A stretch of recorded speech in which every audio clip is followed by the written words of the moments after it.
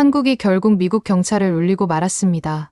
바로 한국에서 개봉한 넷플릭스 영화 때문인데요. 해당 작품은 넷플릭스 개봉 3일 만에 비영업권 글로벌 1위를 달성했고, 현재 넷플릭스의 본사가 위치한 미국 현지까지도 휩쓸고 있다는 소식이 전해지고 있습니다. 그렇다면 미국 현지에서는 대체 어떤 일이 벌어지고 있는 건지 함께 알아보러 가실까요? 잠깐 1초 만에 누를 수 있는 좋아요 버튼만 눌러주시면 영상 제작에 큰 힘이 됩니다. 안녕하세요. 저는 캐롤이에요.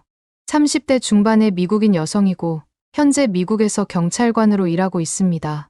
벌써 10년 차가 되어가는데 솔직히 말씀드리면 이 일이 정말 쉽지 않아요. 매일 아침 일어나면서 오늘은 무슨 일이 일어날까 하는 긴장감과 함께 하루를 시작하죠. 경찰관으로 일하면서 정말 많은 일들을 겪었어요. 때로는 위험한 상황에 처하기도 하고 때로는 정말 가슴 아픈 일들을 목격하기도 해요. 특히 어린 피해자들을 마주칠 때면 정말 마음이 아프답니다. 그럴 때마다 내가 왜 이 일을 하고 있지? 하는 생각이 들기까지 하죠. 한 가지 사건을 말씀드리면 이건 제가 경찰관이 된 지 얼마 안 됐을 때의 일이에요. 한밤중에 가정폭력 신고가 들어왔어요. 현장에 도착했을 때 어린아이가 울면서 문을 열어줬죠. 그 아이의 눈에 담긴 공포와 슬픔을 아직도 잊을 수가 없습니다. 그 순간 저는 제가 단순히 법을 집행하는 사람이 아니라 누군가의 희망이 되어야 한다는 걸 깨달았습니다. 또 어떤 날에는 젊은 마약 중독자를 체포한 적이 있어요. 그 사람의 눈빛에서 절망감이 느껴졌죠.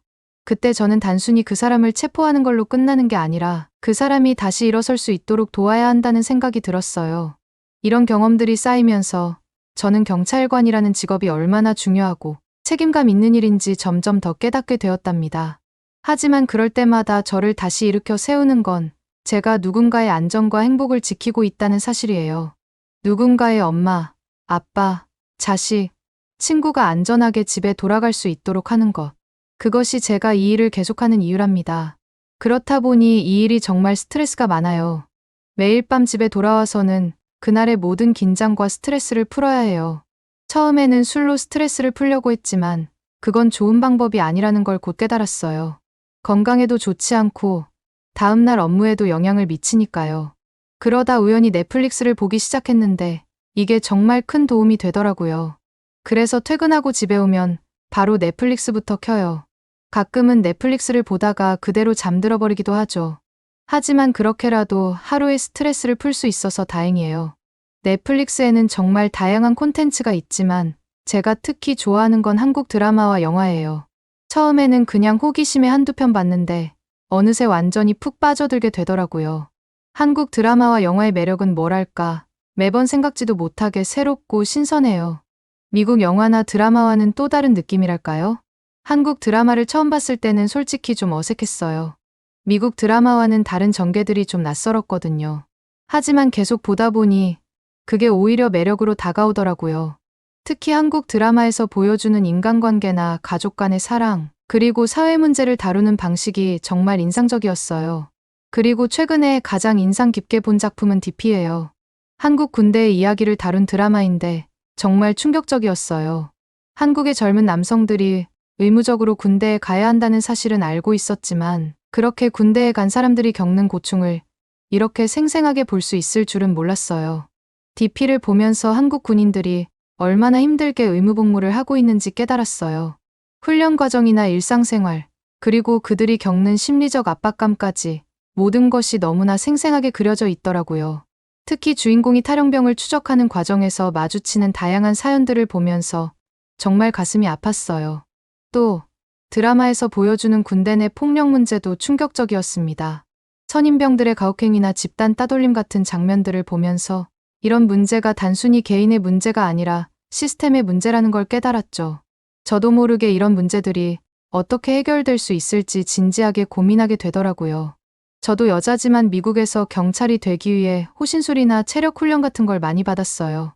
그래서 훈련의 고충을 어느 정도는 이해할 수 있었죠.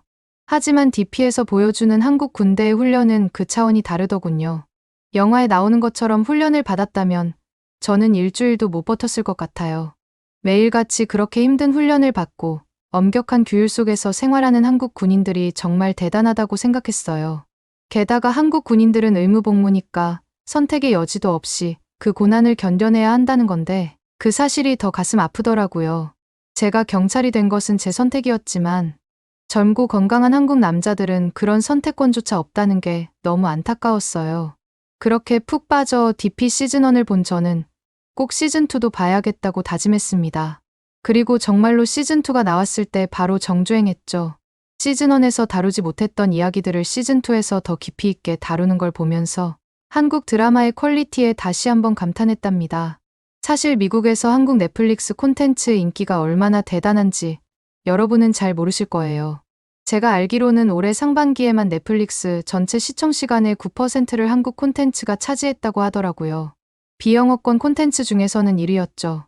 이게 얼마나 대단한 성과인지 아세요? 전 세계의 모든 비영어권 국가의 콘텐츠를 통틀어서 한국 콘텐츠가 가장 많이 시청되었다는 거예요. 이런 인기의 비결이 뭘까요? 저는 한국 콘텐츠만의 독특한 매력이 있다고 생각해요. 우선 스토리텔링이 정말 뛰어나요. 복잡한 인간관계와 사회적 이슈를 잘 버무려서 흥미진진한 이야기를 만들어내죠. 또 한국 특유의 정서와 문화가 녹아있어서 신선하게 느껴지는 것 같아요. 예를 들어 오징어 게임은 한국의 전통 놀이를 모티브로 했지만 그 안에 담긴 메시지는 전 세계 어디에서나 공감할 수 있는 거였잖아요. 빚에 시달리는 사람들의 절박함, 생존을 위해 극단적인 선택을 하는 인간의 모습까지 이런 것들이 전 세계 시청자들의 마음을 울렸다고 생각해요. 또 기생충이라는 영화도 정말 인상적이었어요. 빈부격차와 계급 문제를 다루고 있지만 그걸 너무나 독특하고 창의적인 방식으로 표현해냈죠. 지하실에 사는 가족의 모습을 통해 사회의 어두운 면을 보여주면서도 블랙 코미디적인 요소를 잘 섞어 재미있게 풀어냈어요. 이런 창의적인 접근 방식이 전 세계 관객들의 눈길을 사로잡은 것 같습니다. 너무 전문가처럼 말을 했나요? 사실 제가 전문가는 아니지만 넷플릭스에 푹 빠지고 유튜브도 영화 관련 유튜브를 많이 보다 보니 관련된 지식이 늘어서 그런가 봐요. 저 말고 진짜 전문가들 말로는 미국에서 유통되는 넷플릭스 한국 콘텐츠의 수가 한국과 거의 비슷하다고 하더라고요. 그만큼 대부분의 한국 콘텐츠가 미국에서도 방영된다는 뜻이죠. 이건 정말 대단한 일이라고 생각해요. 보통 외국 콘텐츠가 미국에 들어오려면 여러 가지 절차와 심사를 거쳐야 하는데 한국 콘텐츠는 거의 모든 작품이 그대로 들어온다는 거예요. 이런 현상은 정말 특별하다고 생각해요. 예전에는 외국 작품, 특히 아시아 작품들이 미국에 들어오려면 리메이크를 거쳤다고 하더라고요. 원작의 설정이나 문화적 배경을 미국식으로 바꾸는 거죠. 하지만 지금은 한국 작품들이 원래 그대로의 모습으로 저 같은 미국 시청자들에게도 보여지고 있다던데 시대가 얼마나 달라졌는지 알 수 있는 부분이죠. 그런데 웃긴 건 저희 같은 해외 시청자들은 항상 다음 한국 작품은 언제 나오나요? 왜 이렇게 늦게 나오나요? 하면서 목 빠지게 기다리고 있다는 거예요. 새로운 한국 드라마나 영화가 나온다는 소식만 들어도 가슴이 두근거리고 공개 날짜를 달력에 표시해두고 기다릴 정도거든요. 이런 현상을 보면 정말 신기해요. 예전에는 제가 살고 있는 미국에서 만든 드라마나 영화가 다른 나라에 수출되는 경우가 대부분이었는데 이제는 우리가 한국 콘텐츠를 기다리고 있다니요. 특히 한국 특유의 액션은 완전히 다른 차원이라고 생각해요. 최근에 무도실무관이라는 영화가 넷플릭스에서 공개된 지 3일 만에 비영어권 1위를 차지했더라고요. 58개국 탑10에 올랐다고 하니 그 인기가 어마어마하죠. 한국 액션 영화의 특징은 화려한 액션 장면도 있지만 그 안에 항상 인간적인 드라마가 녹아있다는 거예요. 단순히 때리고 부수는 게 아니라 왜 싸우는지, 무엇을 지키려고 하는지가 항상 중요하게 다뤄지죠.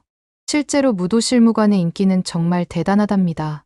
개봉한 지 얼마 되지도 않았는데도 벌써 전 세계적으로 화제가 되고 있으니까요. 사실 저는 요즘 너무 바빠서 한국 넷플릭스를 잘 챙겨보지 못했어요. 경찰 일이 원래 바쁘지만 최근에는 특히 더 정신없는 날들의 연속이었거든요. 퇴근하자마자 집에 와서 그대로 쓰러지듯 잠들고 일어나자마자 바로 출근하는 생활의 연속이었어요. 제 일상을 좀 더 자세히 말씀드리자면 보통 아침 6시에 일어나요. 빠르게 샤워를 하고 간단히 아침을 먹은 후 7시까지 경찰서에 도착해야 해요. 그리고 나서 12시간 근무를 하죠. 순찰을 돌거나 신고 출동을 가거나 서류 작업을 하는 등 정신없이 하루가 지나가요.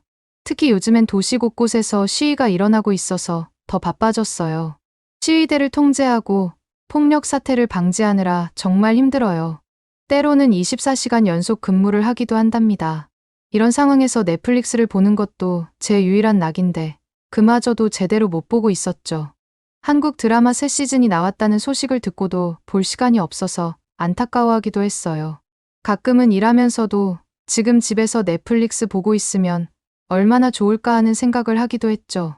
제가 가끔씩 한국 드라마 얘기를 자주 하는 동료가 있는데 얼마 전에 그 친구가 이번에 넷플릭스에 새로 나온 영화 봤어? 라고 물어보더라고요. 저는 그 순간 또 놓친 게 있구나 하는 생각이 들었어요. 저는 어떤 거, 혹시 오징어 게임 시즌2를 말하는 거야? 라고 물었죠. 오징어 게임이 워낙 인기가 많았으니까 시즌2가 나왔으면 정말 대단한 이슈가 됐을 것 같았거든요. 게다가 제가 본 한국 드라마 중에서 가장 충격적이고 인상 깊었던 작품이기도 했고요. 그랬더니 동료가 아니, 그건 아직 개봉도 안 했잖아. 무도실무관이라고 진짜 상상 이상으로 재밌어. 라고 하더라고요. 개봉한 지 한 달도 안 됐는데 벌써 비영어권 영화에서는 1위를 하고 있고 미국에서도 순위가 급상승 중이라는 거 아니겠어요? 안 본 사람이 없을 정도라고 하더라고요. 동료의 말을 듣고 보니 제가 얼마나 한국 콘텐츠 트렌드에서 뒤처져 있는지 새삼 깨달았어요. 예전에는 한국 드라마나 영화가 나오면 제일 먼저 보고 동료들에게 추천해주곤 했는데 이제는 제가 오히려 늦게 알게 되는 상황이 된 거죠. 저는 솔직히 요즘 너무 바빠서 그런 영화가 나온 줄도 몰랐다고 말했어요. 일에 치여 살다 보니 좋아하는 한국 콘텐츠조차 제대로 챙겨보지 못하고 있다는 게 너무 아쉽더라고요. 하지만 동료의 열정적인 추천을 듣고 나니 너무 궁금해졌죠. 그래서 어떻게든 시간을 내서 그날 저녁부터 무도실무관을 보기 시작했습니다. 퇴근하자마자 집으로 달려와서 샤워도 대충 하고 바로 넷플릭스를 켰어요. 평소 같았으면 그냥 잠들어 버렸을 시간이지만 이날만큼은 영화에 푹 빠져들었죠. 그리고 정말 동료 말대로 상상 이상으로 재미있었어요. 무도실무관을 보면서 느낀 점이 정말 많았어요. 우선 한국에서 범죄를 예방하기 위해 경찰관들이 열심히 일하는 건 알고 있었지만 무도실무관이라는 직업까지 있을 줄은 몰랐어요. 이 직업에 대해 알게 되면서 한국의 범죄 예방 시스템에 대해 깊이 생각하게 됐죠. 영화를 보는 동안 특히 한 장면에서 저도 모르게 눈물이 고이더군요. 한국의 현직 무도실무관이 남긴 평점 리뷰를 미리 살펴봤었는데 그 리뷰가 떠오르는 장면이었죠. 영화 속 주인공이 참는 게 이기는 거야 라고 말하는 순간이었어요. 그 순간 제 마음이 울컥했어요. 현실에서도 무도실무관들이 이런 어려움을 겪고 있다는 걸 생각하니 가슴이 아팠거든요. 그 리뷰에서 현직자가 전자발찌 찬 전과자가 제게 침 뱉고 따귀 때리고 흉기로 위협해도 참는다고 말한 부분이 특히 기억에 남았어요. 영화 속 장면들이 과장된 것일 수도 있지만 실제로 이런 위험한 상황들이 벌어진다는 걸 알게 되니 더욱 마음이 아팠죠. 그들의 헌신과 인내에 대해 깊은 존경심이 생겼어요. 혹시 이 영화를 안 보신 분들을 위해 간단히 설명해 드릴게요. 저도 몰랐는데 이번에 열심히 찾아봤거든요. 무도실무관은 한국의 법무부 산하보호관찰소에서 근무하며 주로 전자발찌 대상자나 고위험 범죄자들을 밀착 관리하는 역할을 맡고 있어요. 이 직업은 고위험 범죄자와의 물리적 대치 상황에서 범죄 예방과 관리 감독을 담당하기 때문에 태권도, 유도, 검도 등의 무도 3단 이상 자격증 소지자가 필수 조건이더라고요. 한국의 경찰은 전기 충격기나 3단봉 같은 장비를 사용하며 범죄자를 체포하거나 전자장치가 훼손되었을 때 바로 출동해서 조치를 취한다던데 무도실무관도 비슷한 역할을 하더군요. 영화에서는 이런 무도실무관의 일상과 무도실무관들이 겪는 위험한 상황들을 아주 생생하게 보여주고 있었답니다. 영화를 보면서 특히 인상 깊었던 장면은 주인공이 처음으로 위험한 상황에 처했을 때예요. 전자발찌를 훼손하고 도주한 범죄자를 추적하는 장면이었는데 그 긴장감과 액션이 정말 압도적이더라고요. 주인공이 자신의 무도 실력을 발휘해 범죄자를 제압하는 모습을 보면서 이 직업이 얼마나 위험하고 중요한지 실감할 수 있었죠. 또 다른 인상적인 장면은 무도실무관들이 팀워크를 발휘해 복잡한 상황을 해결하는 부분이었어요. 서로 다른 특기를 가진 실무관들이 협력하여 위기를 극복하는 모습이 정말 멋있었습니다. 여러분, 혹시 무도실무관 영화가 나오기 전에 이런 직업이 있다는 걸 알고 계셨나요? 저는 정말 처음 알았어요. 미국에서 유사한 직업으로는 보호관찰관과 가석방관이 있죠. 제 친구 중 한 명이 실제로 가석방관을 하고 있어서 한국의 무도실무관과 어떻게 다른지 물어봤어요.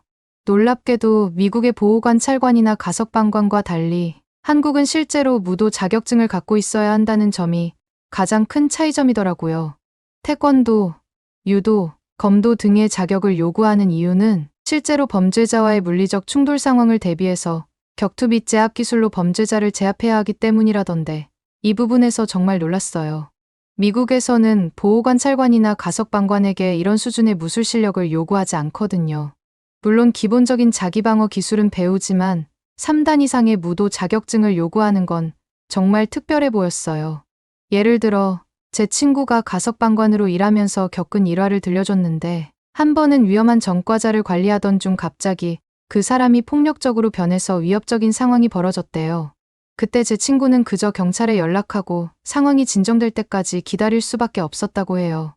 하지만 한국의 무도 실무관이었다면 직접 그 상황을 제어할 수 있었을 거라고 생각하니 저런 자격증을 왜 필요로 하는지 이해가 되더라고요. 반면에 미국에서는 제압할 수 있는 기술에 대한 자격까지 필요하지 않아요. 이런 부분에서 확실히 한국이 미국보다 더 신경을 쓴다는 느낌이 들었습니다. 한국은 범죄자를 관리하는 사람들의 신체적 능력까지 고려한다는 게 정말 인상적이었죠. 미국의 가석방관과 또 다른 점은 미국은 범죄 예방을 위해서 재활과 사회복귀에 중점을 두고 있어요. 심리상담과 약물치료, 그리고 교육 프로그램을 연결해주는 정도로만 일하죠. 실제로 범죄자가 법을 위반했을 경우 법적 절차를 통해서 구속할 수 있지만 직접적인 물리적 개입은 드물어요. 그런 역할은 주로 경찰이 맡고 있죠. 예를 들어 미국에서는 보호관찰 대상자가 규칙을 위반하면 보고서를 작성하고 법원에 회부하는 절차를 거쳐요. 이 과정에서 보호관찰관은 주로 행정적인 역할을 하죠. 반면에 한국에서는 고위험 범죄자에 대한 밀착 감시와 즉각적인 물리적 대응이 핵심이에요. 전자발찌 착용자가 규정을 위반하거나 이상행동을 보일 경우 무도실무관이 신속하게 출동해서 제압한다고 하던데 이런 걸 보면 범죄 발생을 미리 차단하려는 사전 예방에 더 중점을 둔다는 점을 알게 되었습니다. 영화에서 보여주는 한 장면이 특히 인상적이었어요. 전자발찌를 착용한 범죄자가 갑자기 이상행동을 보이자 무도실무관들이 즉시 출동해서 상황을 제어하는 장면이었죠. 그 순간의 긴박함과 무도실무관들의 전문성이 정말 잘 드러났어요. 이런 시스템이 실제로 존재한다는 게 놀랍고 또 한편으로는 부럽기도 했습니다. 사실 저는 미국보다는 한국처럼 하는 게 맞다고 생각해요. 범죄를 이미 저질러 본 사람이 재범을 방지하기 위해 심리상담과 교육 프로그램을 연결하는 것만으로는 해결할 수 없다고 보거든요. 그건 너무 아니란 생각 같은 게 심리상담이나 교육 프로그램에서는 거짓된 모습을 얼마든지 보여줄 수 있잖아요.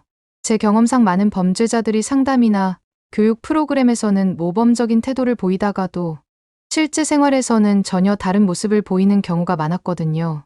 이런 사람들은 시스템을 속이는데 익숙해져 있고 그저 형식적으로 프로그램에 참여하는 경우가 많아요. 예를 들어 제가 담당했던 한 사건에서 마약 중독자였던 피해자가 있었어요. 그 사람은 재활 프로그램에서 정말 열심히 참여하는 모습을 보였고 상담사들도 그 사람의 변화를 믿었죠. 하지만 얼마 지나지 않아 그때 그 사람은 다시 체포되었다는 소식을 들었습니다. 프로그램에서 배운 내용을 역으로 이용해 더 교묘하게 범죄를 저지른 거였죠. 이런 경험을 통해 저는 단순한 교육과 상담만으로는 부족하다는 걸 깨달았어요. 이와 다르게 한국은 직접적이고 물리적인 형태로 범죄를 막고 있어요. 고위험 범죄자들의 수많은 재범을 막는데 더 효율적이라고 생각해요. 물론 이 방식이 완벽하다고 말할 순 없겠지만 적어도 즉각적인 범죄 예방에는 더 효과적일 테니까요. 실제로 이 부분에 대해 자료를 찾아봤는데 미국의 재범률은 3년 내에 약 40%에서 60%로 보고되고 있더군요. 이건 정말 높은 수치예요. 보호관찰과 가석방 제도를 통해 재범을 방지하려고 하지만 범죄자가 지원받는 프로그램의 질이나 자원 부족으로 인해 재범률이 여전히 높은 편이에요. 이런 높은 재범률은 미국 사회에 큰 부담이 되고 있어요. 범죄자들이 다시 범죄를 저지르면 새로운 피해자가 생기고 그들을 다시 체포하고 재판하고 수감하는데 엄청난 비용이 들거든요. 게다가 이런 악순환은 범죄자들의 가족과 지역 사회에도 부정적인 영향을 미쳐요. 예를 들어 제가 알고 있는 한 가정의 이야기를 들려드릴게요. 아버지가 절도죄로 수감되었다가 출소한 후 재활 프로그램에 참여했어요. 하지만 결국 다시 범죄를 저지르고 체포되었죠. 이 과정에서 체포된 남성의 자녀들은 심각한 정서적 트라우마를 겪었고 가정 경제도 무너졌어요. 이런 사례를 보면 재범이 단순히 개인의 문제가 아니라 사회 전체의 문제라는 걸 알 수 있죠. 이와 다르게 한국은 전자발찌 착용자에 대한 밀착 감시 덕분에 재범률이 낮아지는 경향을 보이고 있다고 하더군요. 특히 제 생각에는 무도실무관의 신속한 대응 덕분에 위험한 범죄자들이 더 이상 범행을 저지르지 못하도록 예방하는데 주력하고 있는 덕분이지 않을까 싶네요. 이를 보면서 왜 한국이 치안이 좋기로 유명한지 다시 한번 깨닫게 되는 시간이었어요. 한국의 이런 시스템이 범죄율을 낮추는데 큰 역할을 하고 있다는 생각이 들었죠. 물론 개인의 인권과 자유를 어디까지 제한할 수 있느냐는 윤리적인 문제도 있겠지만 적어도 범죄를 미리 예방해서 무고한 시민들이 다치지 않는 게 중요하잖아요. 한국 영화를 얘기하다가 이런 얘기까지 흘러들어왔지만 사실 무도실무관을 연기한 김우빈 배우에 대해서도 관심이 생겼어요. 찾아보니까 6개월 시한부 선고를 받았는데도 불구하고 이를 극복해서 영화에 다시 복귀했다더라고요. 이 이야기를 들었을 때 정말 놀랐어요. 시한부 선고를 받았다는 건 정말 끔찍한 경험이었을 텐데 그걸 극복하고 다시 연기 활동을 시작했다니 정말 대단하다고 생각했어요. 그의 의지력과 정신력에 정말 감동받았죠. 김우빈 배우의 투병 과정을 찾아보니 정말 대단하더군요. 2017년에 비인두암 진단을 받고 항암 치료를 시작했다는 거 아니겠어요? 그 당시 김우빈 배우의 나이가 겨우 20대 후반이었다는 게 더 안타까웠어요. 한창 연기 활동을 열심히 하던 시기였을 텐데 말이죠. 김우빈 배우가 투병 중에 했던 인터뷰 내용을 봤는데 정말 감동적이었어요. 힘든 치료 과정 속에서도 긍정적인 마인드를 잃지 않았다고 하더군요. 가족과 팬들의 응원이 큰 힘이 되었다고 하던데 대체 어떤 응원을 받으면 저런 상황에서도 긍정적으로 생각할 수 있었을까요? 그리고 실제로 3년간의 투병 생활 끝에 완치 판정을 받고 연기 활동에 복귀했잖아요. 무도실무관이 김우빈 배우의 복귀작이라고 하던데 그 사실을 알고 나니 영화가 더 특별하게 느껴졌어요. 김우빈 배우의 연기에서 느껴지는 열정과 에너지가 단순히 연기가 아니라 삶에 대한 긍정적인 자세에서 나오는 것 같았거든요. 역시 한국인의 정신력은 미국인들이, 특히 미국인들을 지키는 저희 경찰관들이 배워야 할 점이 많다고 생각해요. 사실 저희도 힘든 일을 겪지만 김우빈 배우처럼 시한부 선고를 받고도 그것을 이겨내고 다시 일어선 사람을 보면 정말 제가 겪고 있는 어려움들은 아무것도 아닌 것 같다는 생각이 든답니다. 게다가 무도실무관을 보면서 저한테도 큰 도움이 되었는데요. 왜냐하면 제 직업에 대해서도 다시 한번 생각해보게 됐거든요. 경찰관으로서 제가 하는 일이 얼마나 중요한지, 그리고 저희의 역할이 단순히 범죄자를 체포하는 것을 넘어서 사회의 안전을 지키는 것이라는 점을 다시 한번 깨달았답니다. 영화 속 주인공이 처음에는 그저 일상적인 업무로 여기던 것들이 얼마나 중요한 일인지 깨닫게 되는 과정이 특히 인상 깊었어요. 저도 마찬가지로 일상적인 순찰이나 신고, 출동이 실제로는 누군가의 안전과 직결되어 있다는 걸 그동안 놓치고 있는 것 같았거든요. 물론 제가 보내는 일상이 영화처럼 화려하거나 극적이지는 않아요. 대부분의 날은 평범하고 때로는 지루하기까지 하죠. 하지만 우리가 하는 일 하나하나가 누군가의 안전과 직결되어 있다는 점을 잊지 말아야 한다는 생각이 들더군요. 예를 들어 저희가 일상적으로 하는 순찰이 언뜻 보면 그저 거리를 돌아다니는 것처럼 보일 수 있지만 실제로는 범죄 예방에 큰 역할을 하고 있죠. 저희가 그 자리에 있다는 것만으로도 범죄자들에게는 큰 부담이 될 테니까요. 또 시민들에게는 안정감을 줄 수 있고요. 여러분들도 기회가 되면 넷플릭스에서 무도실무관을 한번 보셨으면 좋겠네요. 재미있으면서도 많은 것을 생각하게 만드는 영화거든요. 제가 경찰관으로서 느낀 점들을 여러분과 나눌 수 있어 기쁩니다. 앞으로도 이런 좋은 작품들이 많이 나왔으면 좋겠어요. 그래서 그러는데 여러분들이 추천해주고 싶은 한국 드라마나 영화가 또 있을까요? 추천해주시면 감사하겠습니다. 오늘의 사연은 어떠셨나요? 오늘의 사연이 마음에 드셨다면 좋아요만 한번 눌러주세요. 1초밖에 안 걸리지만 좋아요를 한번 눌러주시면 더 좋은 사연을 소개해드리는데 큰 힘이 된답니다. 긴 영상 시청해주셔서 감사합니다. 오늘도 행복한 하루 보내세요.